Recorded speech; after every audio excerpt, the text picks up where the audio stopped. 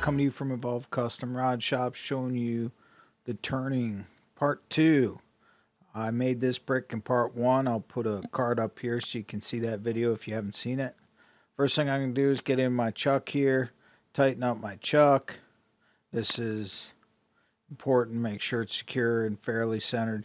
I'll use my live center on the other side. I'm starting with a round nose, but then I ended up going with a gouge, just to make it a little easier to pull the corners off. You could always cut the corners off if you wanted to. That's not a big deal. Now what I'm doing is just putting on a bigger bar so I can work the whole project. They actually sell these bars in 3-packs at the pen making places for a pretty reasonable amount. Make sure my project isn't moving and just keep running it. I need this thing round. I got a long way to go. What I'm doing now is I'm making a tenon, and what this tenon's going to be is I'm going to flip the project around, and it's going to fit a lot better in my chuck when I'm all said and done.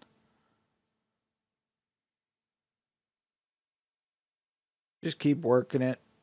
Keep working it. Takes a little bit of time. Like I said, you could run this on the bandsaw and cut the corners off. Probably save you some time, but well, I didn't feel like doing that. I wanted to see how sturdy this project was.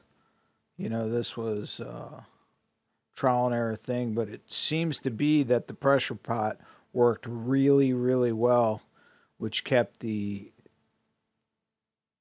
resin nice and solid. It's actually really nice to turn. The wood's nice and hard, as I said, and because the wood's hard and the resin's hard, I'm going to end up with a good final project. If you don't use the pressure pot, what you'll do is you'll get a lot of voids in your resin, and then you could have chipping. You could have an issue with the resin actually having voids in it. It's not a huge deal because I ended up covering these in epoxy while it was on the rod, which covered up a lot of issues. You know, if there was a little dimple or something like that, you know, the epoxy will just fill it in. So coating it in the epoxy when you're all said and done really, I think, makes a big difference. Also makes it look absolutely beautiful.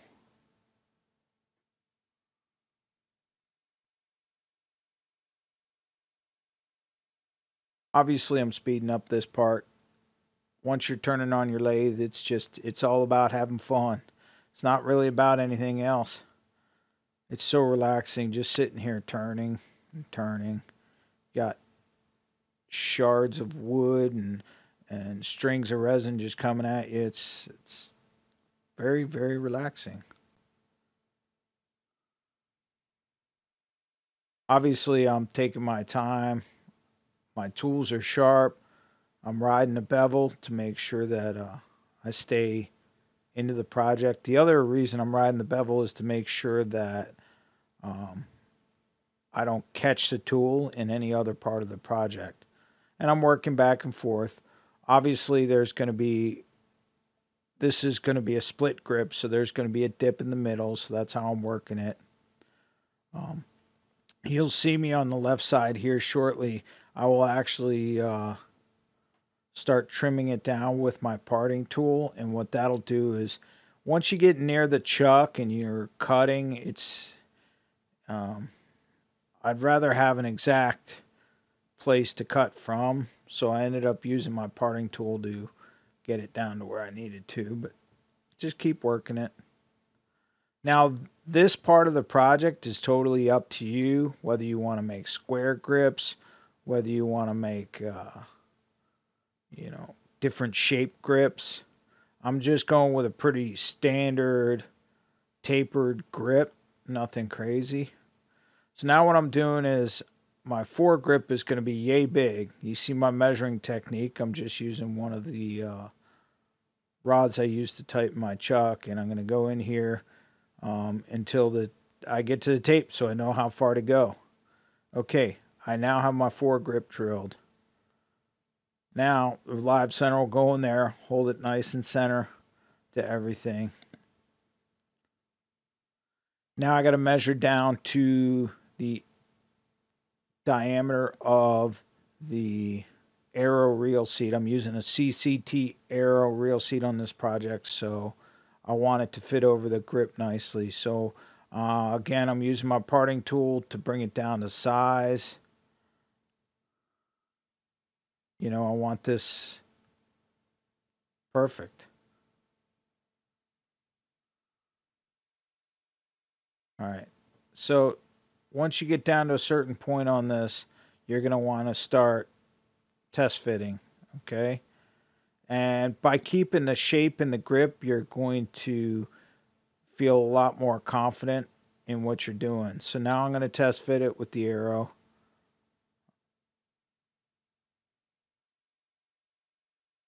You'll notice I test fit it quite frequently. This is important. The other thing, if you're not really happy with the fit, you can just cut back the grip a little bit. That's what I ended up doing because I wanted a little bit different fit than I had it originally. Now I'm really getting happy with the fit, and it's really almost one solid piece, and that's what I was really looking for. Cut off my little nub, what's left. Tighten everything back down. Put my face shield on and get back to turning.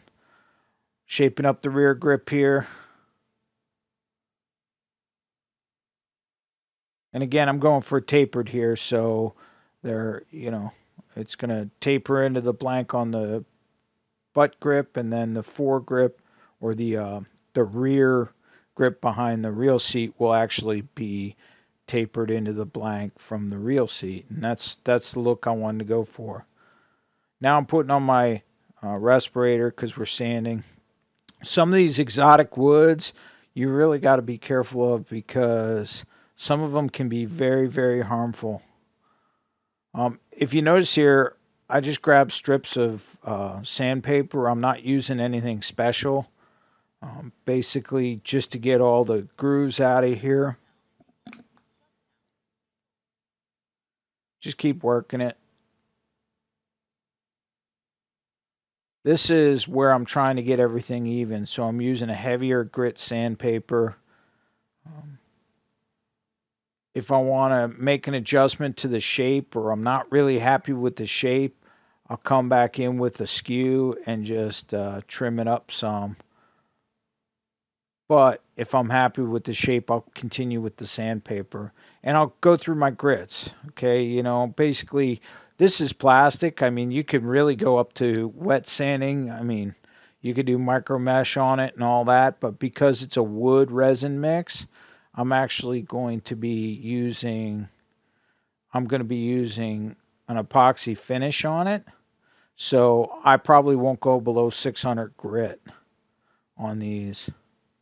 I did try to do a CA finish on this, kind of like you do on a pen, but I really wasn't happy with the results. So what I'm doing is I ended up going with an epoxy finish on it, which turned out to be fabulous.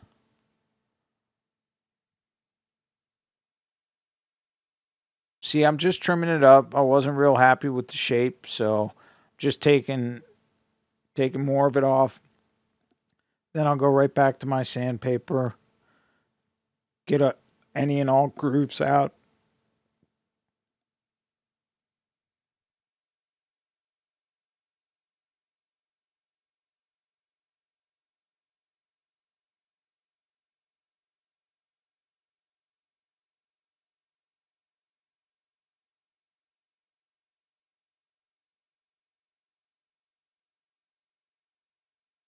Notice I'm sanding both the fore grip and the rear grip at the same time. That way I can get everything together. This will make sense in a little bit.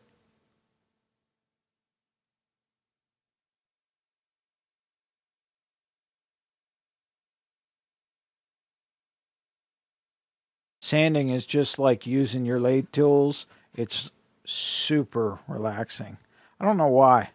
You get to start seeing the finished product. You see I poured some water on it just because I wanted to see what it looked like wet, and it just looks absolutely gorgeous.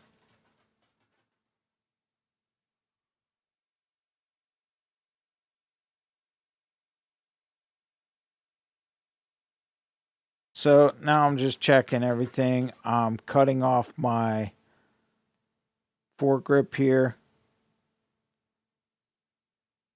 In order to do that, I want to get this thing trimmed down.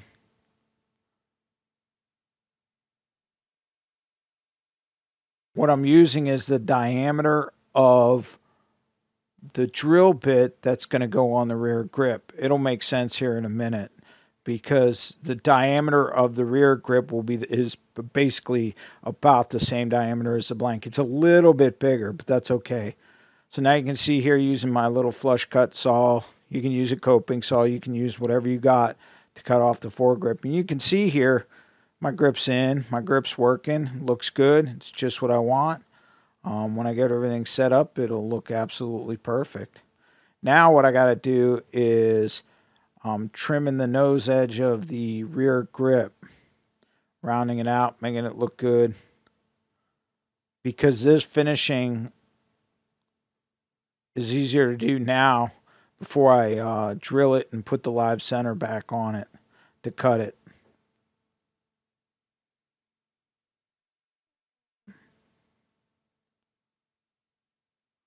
Squaring everything up.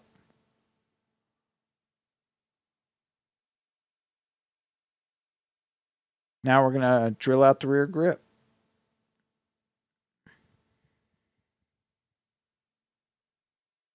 I found the wood drill bits work the best. The pilot point drill bits work the best. I tried other ones and they just don't seem to work as well as these.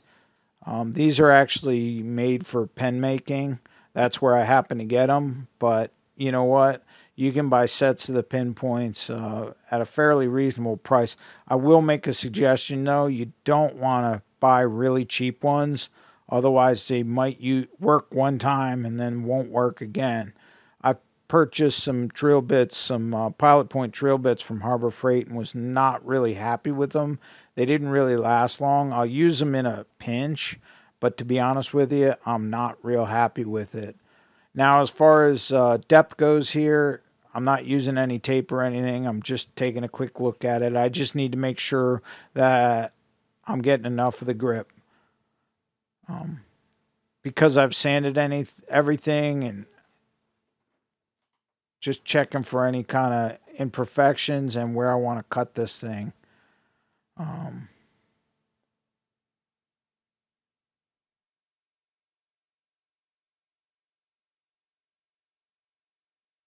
What I'm doing here is I want to see what wet sanding would look like on the micro mesh, and it looked okay. But to be honest with you, I wasn't super happy with it. That's why I went back to coating it with epoxy in the end. So now's my time to cut the rear grip off. You guys can see this is pretty straightforward. There's nothing really complicated about it. You really have every option you could ever think of in this when it comes to this point, because you make the grips how you want to make the grips on the lathe. It's absolutely fascinating. Guys, I really hope you like this video. In a second here, you'll see a picture of the final grip on the rod. If you haven't already seen the rod, it's on my YouTube channel. I'll post a card for it right here. If you haven't subscribed yet, subscribe for future videos. Thanks a lot for watching. Please share my videos. That helps me out a lot.